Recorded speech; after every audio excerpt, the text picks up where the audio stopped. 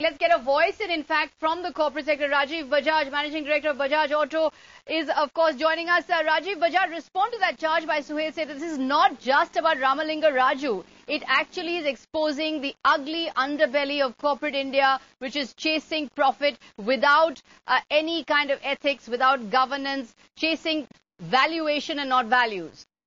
Yeah, Sagarika, just a small correction is Bajaj Capital, the name of the company.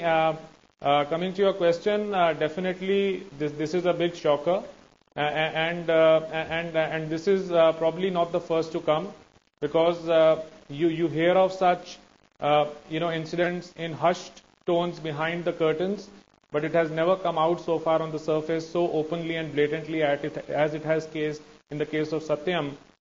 So what you have probably now started seeing is the unfurling of a bigger thing to come, and therefore we need to just keep our fingers crossed and see what all is there underneath the carpet. Paranjoy Gotakurta, I'm going to ask you the question that I know you want to talk about.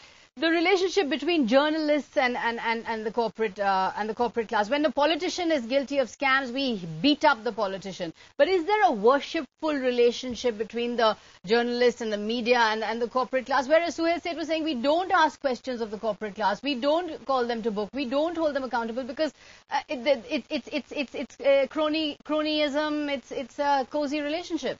Sagarika, the reason is very simple, because they pay for your salaries. Media organizations run on money provided by advertisers. That's why media organizations, newspapers, magazines, television channels tend to be a little soft, even when it comes to publishing unpleasant truths. Now, I want to make 2 or 3 points to add to some of the points that have been made. This letter is truly amazing. It's like a little boy going up to the mother and saying, yes, I spilled the milk, but don't punish me too hard. I'm confessing after all, I've spilled the milk.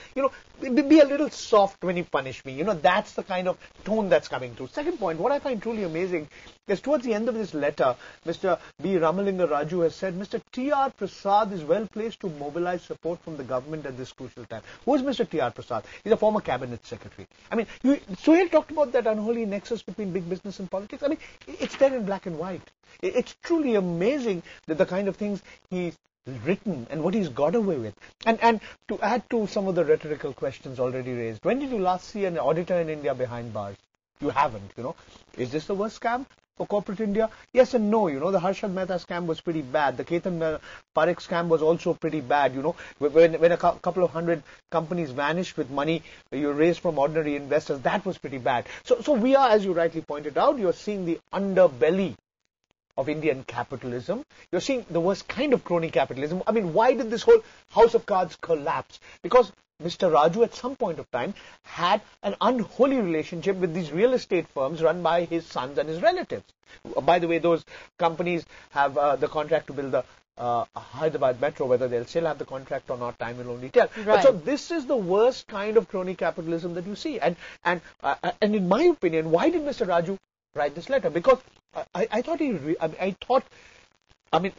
get a hunch that he realized that his whole world was going to collapse in front of him. And so he said it's better to confess now before somebody else spills the beans. That's the impression I get.